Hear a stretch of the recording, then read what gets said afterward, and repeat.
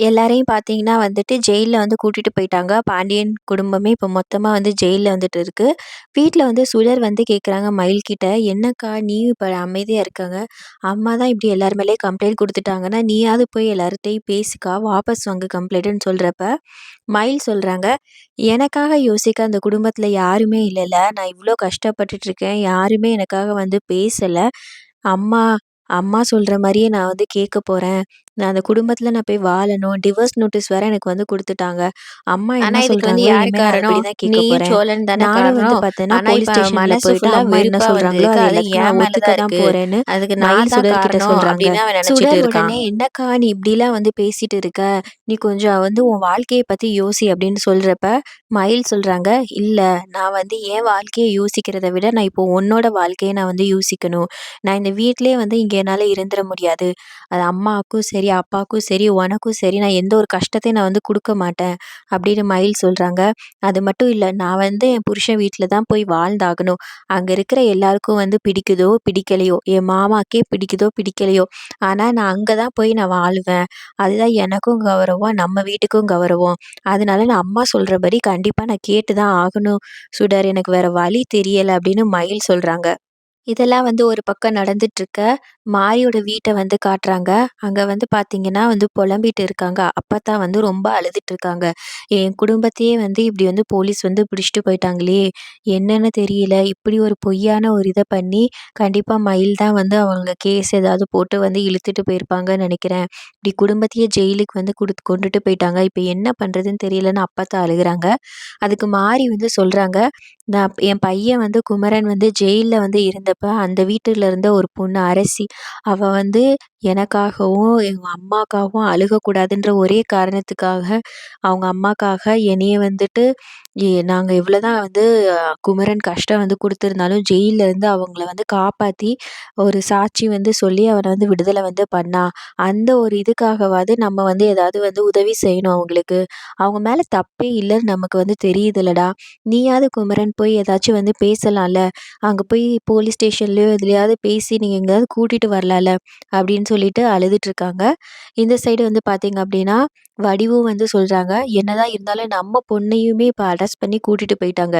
எந்த தப்புமே பண்ணாம நம்ம பொண்ணு எதுக்கு இப்ப வந்து ஜெயில்ல வந்து இருக்கணும்? ஏதாவது பண்ணி நம்ம பொண்ண வந்து வெளிய கொண்டு வாங்க. அதுக்காகவாது இப்ப நம்ம வந்து ஏதாவது ஒரு வழி பண்ணணும். குமரன் கிட்டயும் கேட்குறாங்க, "நீ ஜெயில்ல இருந்தப்ப அரசி தானே உனக்கு வந்து நம்ம மேல எந்த ஒரு கஷ்டம் வந்துரக்கூடாது. நம்ம குடும்பத்தில எந்த ஒரு கஷ்டம் வரக்கூடாது. பிரிவு வந்துரக்கூடாதுன்னு சொல்லி உன்னைய எப்படி வந்து காப்பாத்துனா? அந்த பொண்ணே இப்ப வந்து ஜெயில்ல இருக்கு. நீ ஏதாவது வந்து ஒரு வழி பண்ணலாம்லடா! அவங்க குடும்பத்தில இருக்கிற எல்லாத்தையும் எப்படியாவது நீங்க வந்து வெளிய கொண்டு வரணும்." அப்படின்னு வடிவும், மாரியும் மாறி மாறி சொல்லிட்டு இருக்காங்க. ஸ்டேஷன்ல உடனே கோமதி வந்து சொல்றாங்க, "இங்க பாருங்க மேடம், நாங்க எந்த ஒரு தப்புமே பண்ணவே கிடையாது. நாங்க யார்கிட்டயுமே எனக்கு மொத்தம் 3 மருமக இருக்காங்க. 3 மருமகள யார்கிட்டயுமே நாங்க வந்து வரதட்சணையோ, இல்ல பணமோ எதையுமே நாங்க எதிர்பார்த்து எங்க பையனுக்கு வந்து கல்யாணம் பண்ணி வைக்கல. 2 மருமக அவளுகலாம் வந்து கல்யாணம் பண்ணிட்டு வந்தாலும், இதுவரைக்கும் ரூ. 1 கூட நாங்க அவங்க வீட்ல வந்து போய் கேட்டுட்டு வாங்கன்னு நாங்க வந்து சொல்லவே இல்ல. இத்தன எல்லாமே நாங்க தான் இதுவரை பார்த்துட்டுருக்கோம். அப்படி இருக்கிறப்ப, நாங்க மருமக கிட்ட மட்டும் எதுக்கு போயிட்டு நாங்க வரதட்சணை வந்து கேட்க போறோம்? நீங்க வேணா மீத 2 மருமகிட்ட கேட்டு பாருங்க அப்படின்னு கோமதி வந்து சொல்றாங்க இன்ஸ்பெக்டர் கிட்ட. இன்ஸ்பெக்டர் சொல்றாங்க, "நீங்க சொல்றதெல்லாம் நாங்க எதுக்கு நம்பணும்? நாங்க நல்லா விசாரிச்சு தான் வந்து கூட்டிட்டு வந்திருக்கோம் உங்கள. அக்கம் பக்கத்துலலாம் விசாரிச்சோம். நீங்க அந்த பொண்ண அப்படியே கழுத்த பிடிச்சு கீழ தள்ளி விட்டுட்டீங்களாமே! அது மட்டும் இல்லாம அந்த பொண்ணு எவ்வளவோ கதறி கதறி அழுது நான் உள்ள வரேன். என்ன ப்ளீஸ் விடுங்கன்னு சொல்லியும், நீங்க யாருமே மனசாட்சியே இல்லாம கதவ வந்து பூட்டிட்டு போயிட்டீங்களாமே! அது மட்டும் இல்லாம உங்க பையன் டிவோர்ஸ் வேற குடுப்பேன் அப்படின்னு உங்க பொண்ணுக்கு வந்து சொல்லி, அவங்க அப்பாவ வேற அடிக்க வந்திருக்காங்க. இதெல்லாம் நாங்க விசாரிச்சு தான் உங்கள வந்து உள்ள கூட்டிட்டு வந்திருக்கோம் அப்படின்னு இன்ஸ்பெக்டர் கோமதி கிட்ட சொல்றாங்க. உடனே வந்து பாண்டியன் எல்லாரும் வந்து கேட்குறாங்க, "அட்லீஸ்ட் எங்க வீட்டு பொண்ணுங்களையாவது போய் வெளிய வந்து விட்டுருங்க. அரசி, ராஜிலாம் அவங்க எந்த ஒரு தப்புமே பண்ணல. அவங்களையாவது நீங்க வந்து வீட்டுக்கு போகுறதுக்கு அனுமதி குடுங்க." அப்படின்னு பாண்டியன் கெஞ்சுறப்ப, "அதெல்லாம் முடியாது. கொஞ்ச நேரம் அங்க போய் உட்காருங்கன்னு சொன்னேன்." அப்படின்னேனா, எல்லாருமே பயந்துட்டு போய் ஒரு இடத்துல போய் நிக்கிறாங்க. அப்ப அந்த சைட்லேருந்து பாக்கி வராங்க. "என்ன நான் சொன்ன மாதிரியே நான் வந்து செஞ்சுட்டேனா? என்ன பத்தி நீங்க வந்து என்ன நெனச்சிட்டு இருக்கீங்க? என் பொண்ணையா நீங்க வந்து வெளிய நிறுத்துறீங்க? வெளிய தள்ளி விடுறீங்க. இப்ப பாருங்க உங்க குடும்பமே வந்து ஜெயில்ல வந்து இருக்கு. நான் நெனச்சா இன்னும் எந்த எக்ஸ்ட்ரீம்க்குனாலும் நான் போவேன். இப்பவே நான் வந்து சொல்றேன். கடைசியா நான் உங்களுக்கு வந்து சொல்றேன்.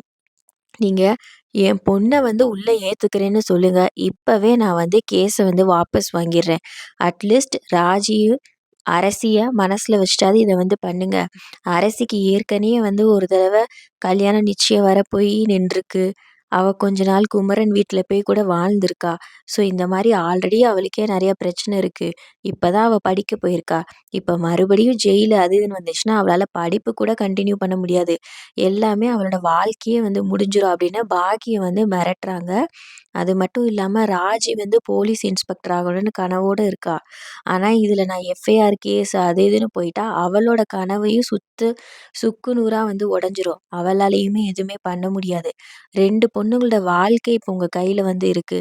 நீங்க இதெல்லாம் வந்து உங்களுக்கு வேண்டாம் அப்படின்னு நினைச்சீங்கன்னா, எங்க பொண்ண உங்களுக்கு பிடிக்குதோ இல்லையோ, மயில நீங்க வந்து வீட்ல வந்து சேர்த்துக்கிறேன்னு சொல்லுங்க. இப்பவே நான் வந்து கேஸ வாபஸ் வாங்கிக்கிறேன்னு பாக்கியம் வந்து பாண்டியனையும், கோமதியையும் மிரட்டுறாங்க. இதெல்லாம் வந்து கேட்டுட்டு இருந்த சரவணுக்கு சரி கோவம் வந்துருது. முன்னாடி வந்து பாக்கியத்துக்கு மேல கோவமா வந்து வராரு. இத பார்த்துட்டு இருந்த இன்ஸ்பெக்டர் "என்னம்மாங்க பண்ணிட்டு இருக்கீங்க? என்ன இன்னுமா சண்டை போட்டுட்டு இருக்கீங்க? உங்கள ஒரு இடத்துல தானே உட்கார சொன்னேன்னு" சொல்றப்ப, பாக்கியம் வந்து சொல்றாங்க, "இல்ல இன்ஸ்பெக்டர் சமாதானம் தான் பேசிட்டு இருந்தேன். அப்ப கூட மாப்பிள வந்து எங்க மறுபடியும் அடிக்க தான் வராரு" அப்படின்னு சொன்னதுக்கு அப்புறமு, பேசிட்டு இருக்கப்ப பார்த்தீங்கன்னா, வீட்ல இருந்து வெளிய இருந்து உள்ள வராங்க. போலீஸ் ஸ்டேஷனுக்குள்ள வந்து பார்த்தீங்கன்னா, முத்துவேலு, மாரி, வடிவு, அப்பத்தா எல்லாரும் உள்ள வந்து வராங்க. இத பார்த்துட்டு இருந்த பாண்டியன் குடும்பம் வந்து அதிர்ந்து போறாங்க. இவங்க எதுக்கு உள்ள வராங்க அப்படின்னு. உள்ள வந்தவங்க டைரக்ட்டா முத்துவேல் வந்து சொல்றாரு, இது எங்க எய்த்த வீட்டு குடும்பம் தான். ஏதோ ஒரு பிரச்சனைன்னு சொன்னாங்க. அதுதான் நான் பார்க்க வந்திருக்கேன்." அப்படின்ற மாரி சொல்றாங்க. உடனே பாக்கியம் அதுக்கு, "இல்ல இவங்க வந்து எதிர்த்த வீட்டு குடும்பமா இருந்தாலும், இவங்க வந்து இவங்களோட அண்ணன் குடும்பம் தான். இவங்க வந்தாலும் இவங்களுக்கு தான் சப்போர்ட் பண்ணுவாங்க." அப்படின்னு சொல்றாங்க. உடனே அவரு, "நான் என் அண்ணன் குடும்பமாவது, எந்த குடும்பமாவது அதெல்லாம் ஒண்ணும் கிடையாது. ஒரு அநியாயம் நடக்குதுன்னா, கண்டிப்பா அத நான் வந்து தட்டி கேட்கறதுக்கு நான் வருவேன்." அப்படின்னு முத்துவேல் சொல்றாங்க. உடனே முத்துவேல் வந்து ஒரு ஆதாரத்த வந்து காட்டுறாங்க. பழனிவேல் மூலியமா வீட்ல வந்துட்டு பாண்டியன் வீட்ல நெறையா வந்து சிசிடிவி கேமரா வந்து என்ட்ரன்ஸ்ல வந்து வச்சிருப்பாங்க. அந்த கேமரால எடுக்கப்பட்ட ஃபுட்டேஜஸ் எல்லாத்தையும் பழனிவேல் வந்து கொண்டு வராங்க. அத முத்துவேல் வந்து வாங்கி போலீஸ் இன்ஸ்பெக்டர் கிட்ட காட்டுறாங்க.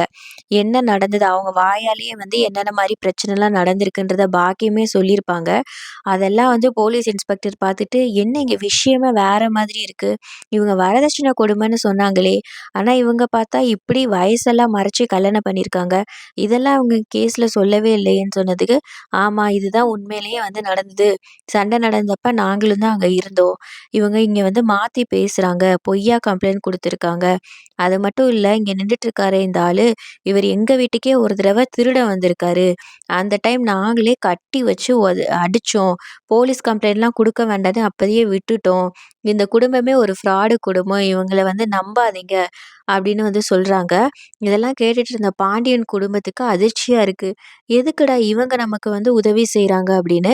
அதுக்கப்புறம் தான் ராஜியோட அப்பா வந்து பார்க்குறாங்க. ராஜிக்காக தான் இது எல்லாத்தையுமே செஞ்சிருக்காங்க.